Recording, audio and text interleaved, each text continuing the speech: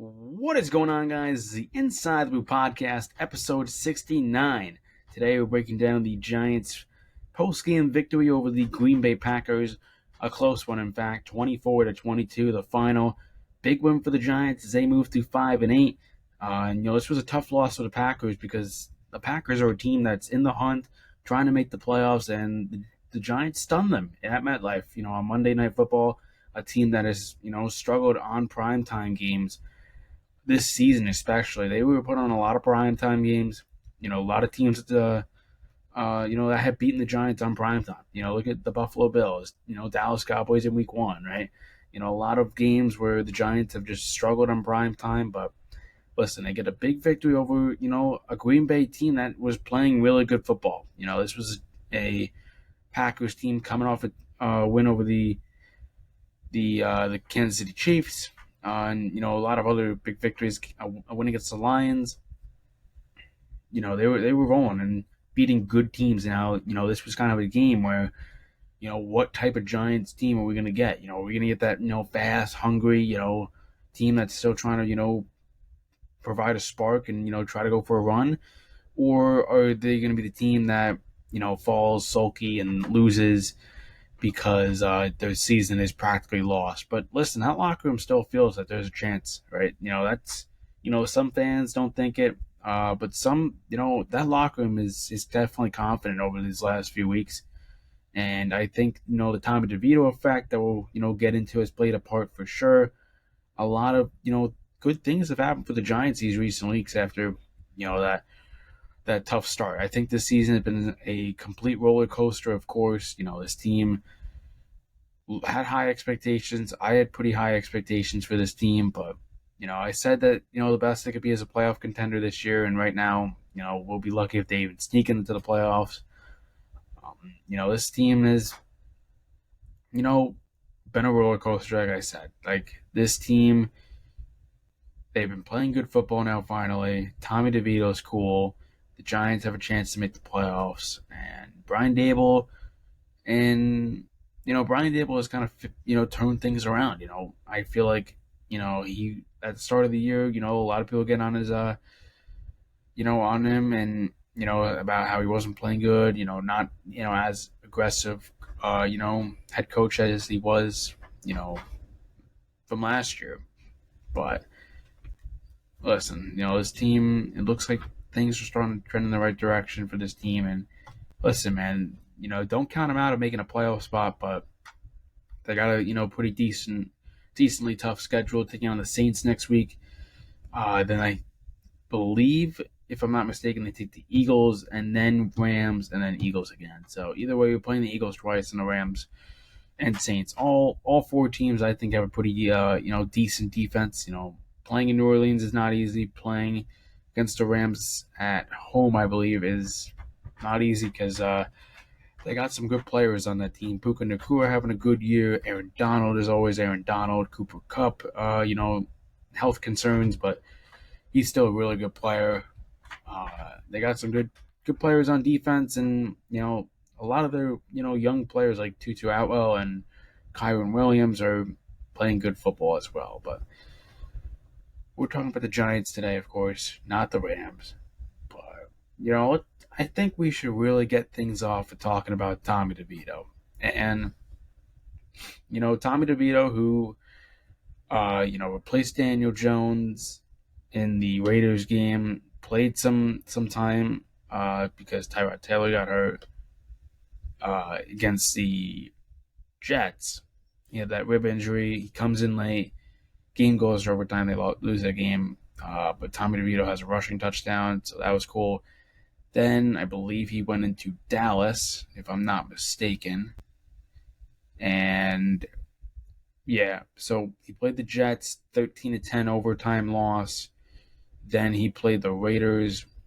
He went 15-20, 175 yards. Played Dallas, then only 86 yard passing, just over 50% completion rate. So, I think these last, few weeks, he's definitely, turned it up. These last few weeks, over 100 passing rating. He's been really good. And, I'm proud of Tommy DeVito because listen, he was not in an easy spot, right? This was a team that nothing was going well for them. They were at all-time low. Their $40 million quarterback goes down. Tyrod Taylor goes down. Uh, and then it's Tommy DeVito, an undrafted free agent. The Giants took a crack on, and listen, he's having a good time, and I think the fans are loving Tommy DeVito as well with his, uh, you know, with his kind of like his vibe. He's got a really good vibe. I think just like with the Tommy Cutlets thing and his dad getting to the games and the family always being there and supporting him. I think it's a really cool story. But and he's playing good football too. I think he's playing good enough football to help this team win.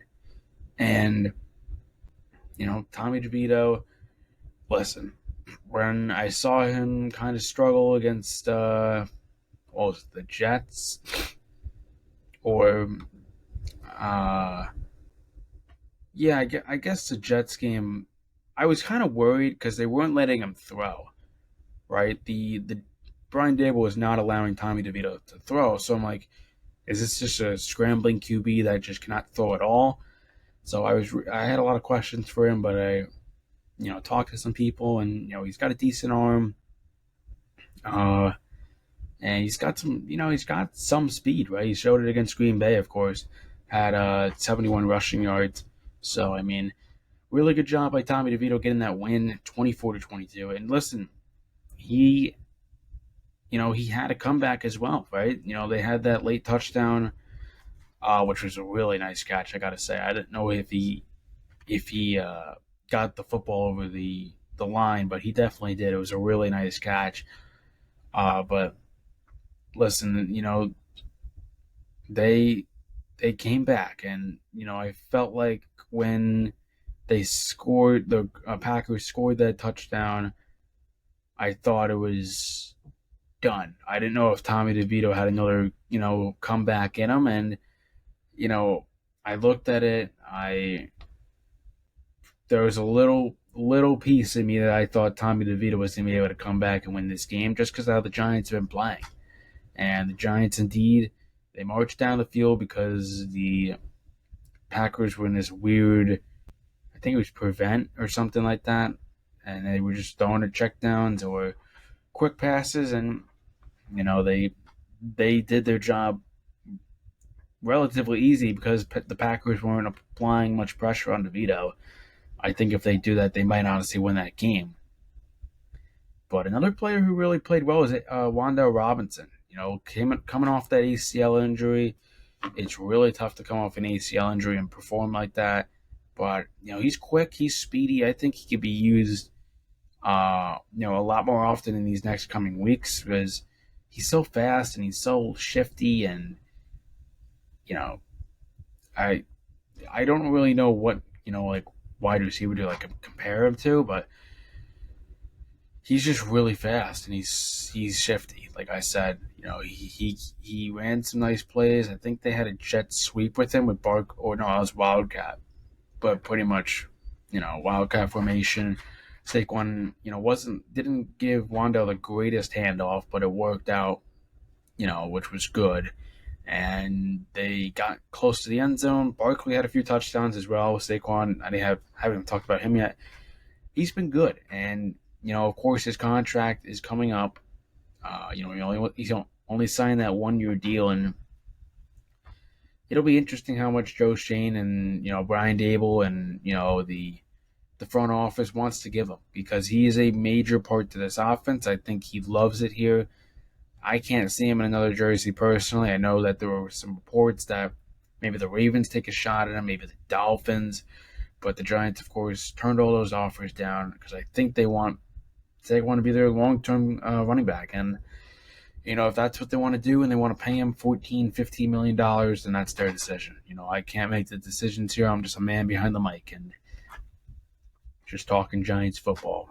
Of course, also wanted to give a shout out to you guys. I appreciate, of course, 75 subscribers on the road to 100 subscribers. Hoping to get that before the end of the year. Right, we're almost it's December 15th.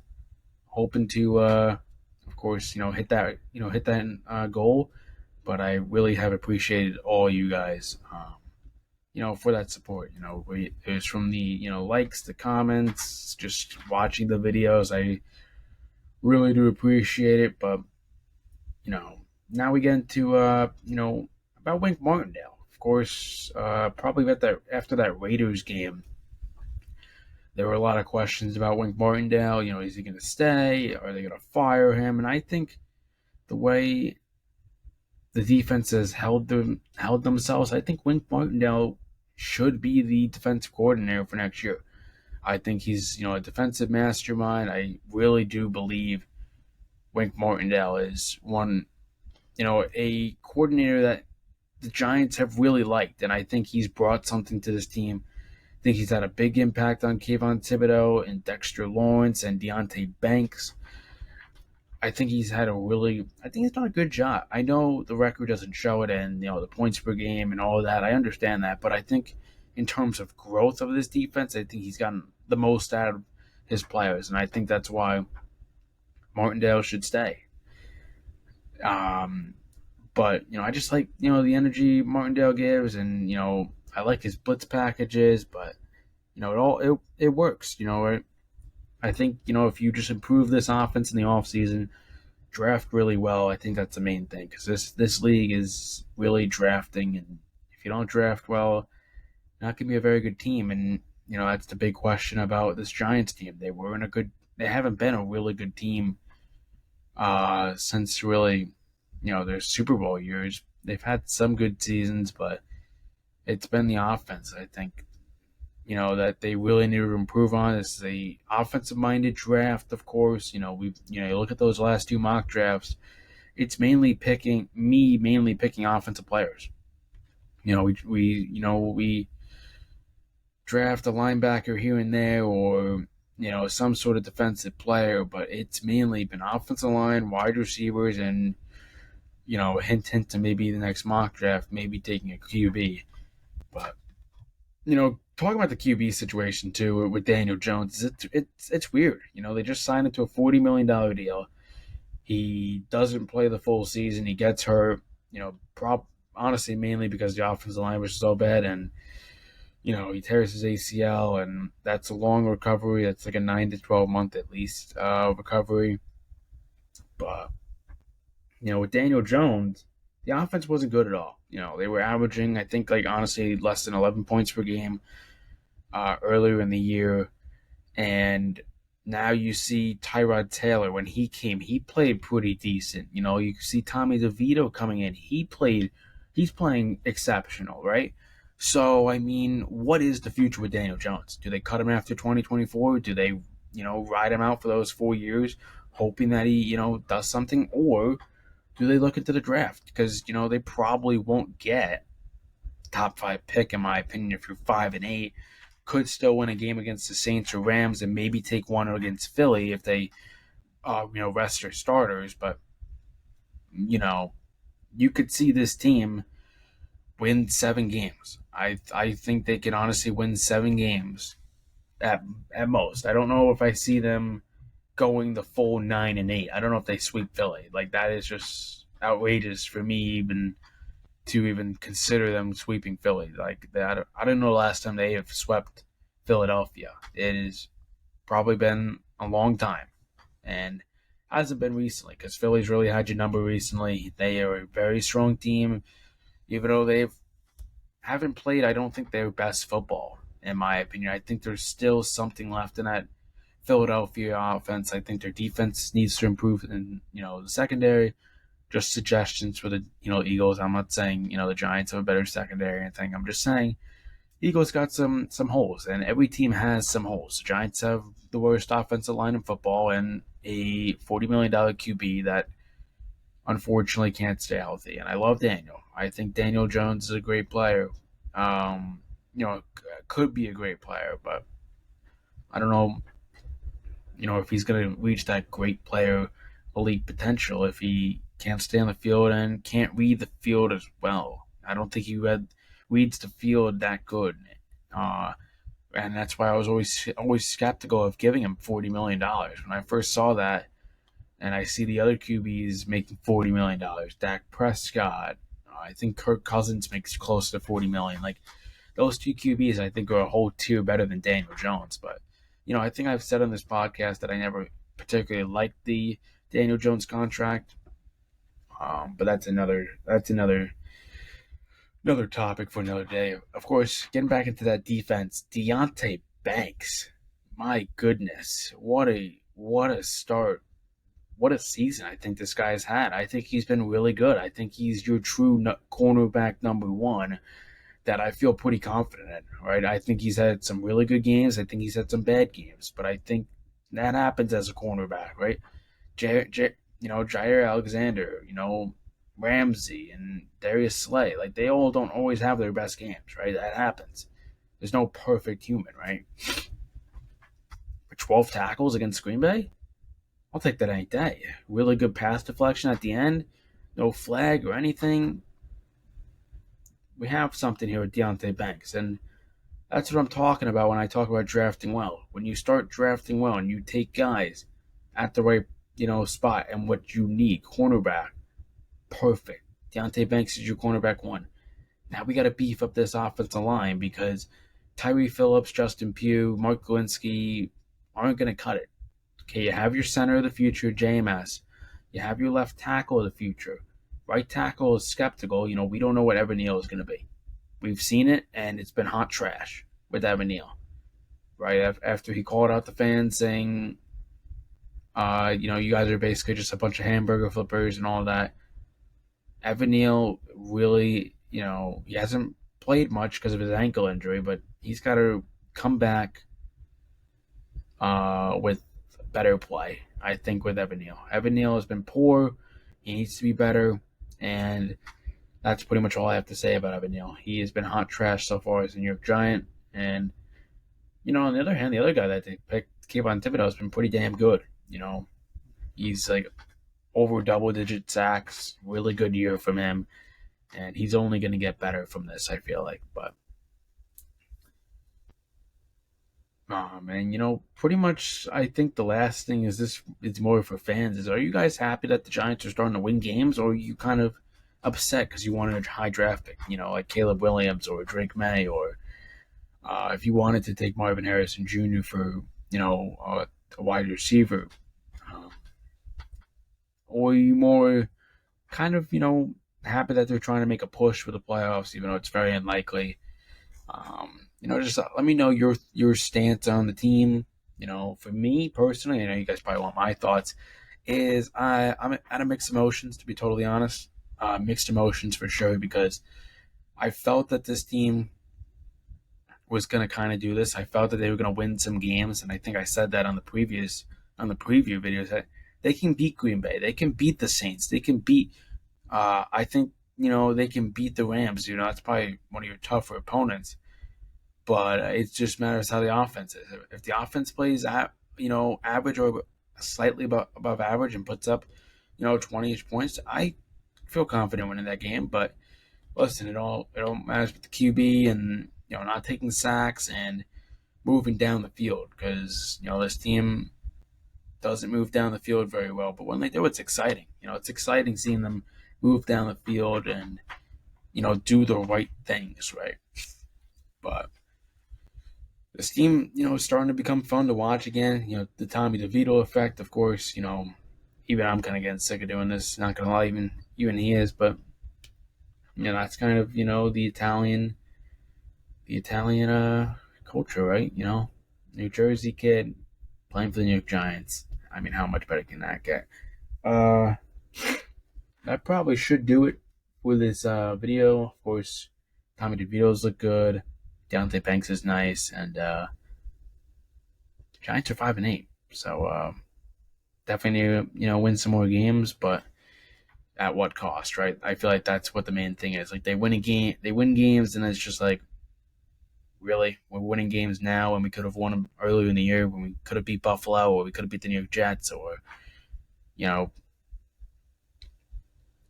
But anyways, I think that'll do it for this podcast. Of course, it's been episode 69. Nice, I guess. Talking Giants. Next video is gonna be about the Yanks, about Yamamoto news and a bunch of that stuff, and also after that, so episode 71 should be about a mock draft. But anyways, guys, thank you all for supporting the channel. We're at 75 subs on the road to 100, triple digits, baby. Of course, keep supporting us. On Instagram, TikTok, all that stuff. But anyways, guys, appreciate talking to you guys. Of course, have a great day, and let's go Giants. Peace.